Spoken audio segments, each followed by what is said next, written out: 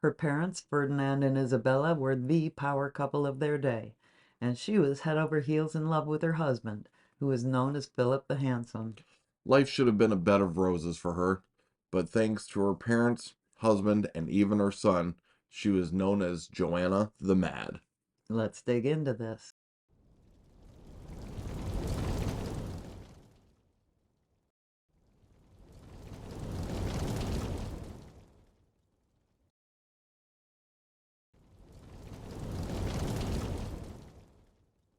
As the third surviving child of King Ferdinand of Aragon and Queen Isabella of Castile, Joanna was never expected to inherit their kingdoms when she was born November 6, 1479. She was raised and educated to be married to a member of royalty in an alliance made to bring political advantage to her family. When Joanna was 16, she was married by proxy to 18-year-old Philip of Flanders, known as Philip the Handsome or Philip the Fair. He was the son of Holy Roman Emperor Maximilian I, the Habsburg ruler of Flanders and the Low Countries. Their marriage was arranged to strengthen their parents' power against the French. Joanna traveled to Flanders and met her husband in October of the same year. Sparks must have flown because they couldn't wait for the formal marriage to take place. Their wedding night seems to have been successful as well, and Joanna quickly became totally, obsessively infatuated by her new husband. We would call Philip the Handsome a player today, but he was no different than many royal men of his day. He quickly tired of his needy, clingy new wife and was notorious for his flirtations and affairs. Joanna became jealous and depressed, failing to eat and spending hours crying. Philip's response was to punish her, sending her Spanish staff home and isolating her. When Joanna would fly into a rage over his wandering eye, he would reportedly become physically violent. He did spend enough time with Joanna to produce 6 children between 1498 and 1506, meaning Joanna was either pregnant or recovering for a little more than half of the time they were married. This didn't seem to help her mood swings or her jealousy. Joanna soon lost her older brother and sister and moved up to first in line as her parents' heir. Pressure was put on Joanna and Philip to travel to Toledo to be recognized in their new positions. Philip, Joanna, and their court traveled to Toledo in 1502, where Joanna was named Princess of Castile, her mother's kingdom, and Philip was recognized as her consort. This didn't sit well with Philip, who also absolutely hated Joanna's homeland and wasn't particularly happy about playing second fiddle.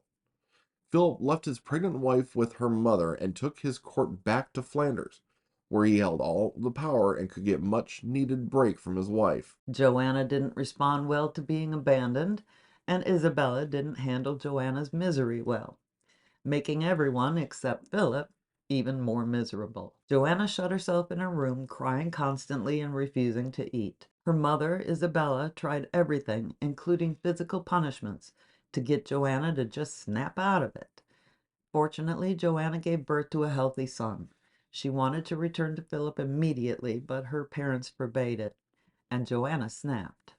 One cold night in November, Joanna decided to run away, but she didn't get very far. Dressed in only night clothes, she repeatedly threw herself against the castle gates in the freezing weather, screaming and crying. Anyone who came near would be treated to an assault of harsh words and obscenities that must have made her pious mother blush. This reportedly went on for 36 hours before Joanna was exhausted and could be taken back inside the castle. It was around this time the rumors started to fly about Joanna the Mad. Eventually, Joanna was sent home to Flanders, making everyone happy except Philip, who had enjoyed his freedom and had received reports of his wife's breakdowns. And she was more than mad when she returned to her husband. Within a short time, she went on a rampage, attacking a woman she suspected of sleeping with her husband with a pair of scissors, cutting off chunks of her hair and slashing at her face.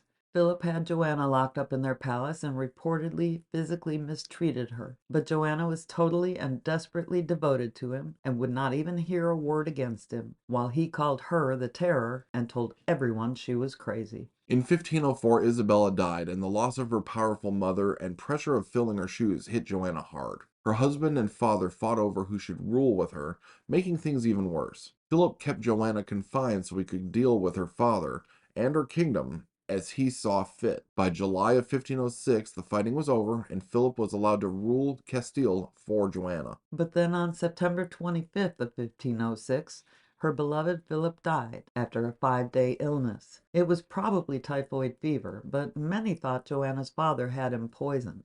He was just 28 years old. Joanna was pregnant with their sixth child, and it seems all of this was more than poor Joanna could take. She refused to leave her husband's side for weeks and would not let any other woman even approach his casket. She wouldn't allow Philip to be buried either, ordering his casket be opened every so often so she could gaze on his decaying face and kiss him. Once Joanna was finally convinced it was time to put Philip to rest, she made some demands. First, she wanted Philip buried at the Royal Chapel at Granada with her ancestors. Then, claiming that a woman who has lost her sunshine shouldn't expose herself to the light of day, Joanna demanded that the funeral train traveling to Granada only move at night. The trip took several months. One night, the funeral train stopped at a convent. It didn't matter to Joanna that the women were nuns. She still didn't want them near her husband. So she ordered the coffin be taken outside to a nearby field where she reportedly slept beside it for the rest of the night.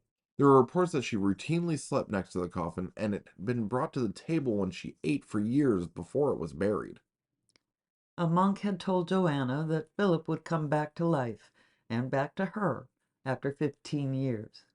Philip failed to fulfill the prophecy. Between this and the never-ending jostling for power over her throne, Joanna's physical and mental health deteriorated even more. Her father and later her son declared her insane to usurp her power as queen and kept her confined in rooms at the royal palace. Her son ordered that only assigned caretakers speak with her. Joanna died in the palace in 1555 at the age of 75, having outlived her beloved Philip by nearly 50 years. The legacy of Joanna the Mad and Philip the Handsome would live on after their deaths, with the Habsburg jaw and her madness being passed down in their inbred descendants for generations. Thanks for watching. We hope you enjoyed this video, Don't forget to like and subscribe. and we'll see you on the next one. Hey, here's another DragonDen video you might like. And if you like this video, don't forget to hit that thumbs up button. And you can hit the notification bell if you'd like to know when our videos come out. Thanks for watching. We'll see you on the next one.